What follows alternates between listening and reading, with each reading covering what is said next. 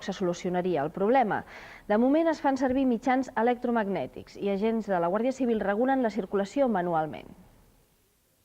Els diumenges a la tarda a la Nacional 152 per Sant Quirze de Besora, a Osona, hi passen uns 1.500 vehicles l'hora.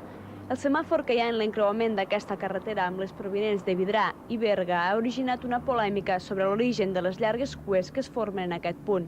Segons el Centre de Control de la Direcció General de Trànsit, el gran nombre de vehicles que circulen per la carretera, gairebé el màxim de la seva capacitat, cal afegir-hi les retencions ocasionades pel semàfor.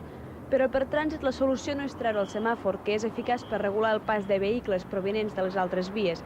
De moment s'ha optat per altres mesures, com són la instal·lació d'un llaç electromagnètic que funciona com a entrada d'aparcament i per la presència d'agents de la Guàrdia Civil que regulen manualment la circulació en les hores clau. Amb tot, però, l'espera és llarga. Els del poble sempre ens hem d'esperar que passin els de la General.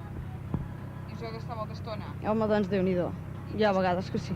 Creus que el semàfor és un dels culpables d'aquesta? Què s'hauria de fer? No ho sé. No, ara, quan encara hi ha la Guàrdia Civil, doncs mira, encara sí.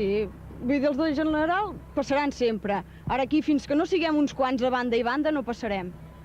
L'Ajuntament de Sant Quirze no veu de moment una solució eficaç al problema fins l'any 2000, data en què està prevista la construcció de la variant de la carretera fins a Montesquieu.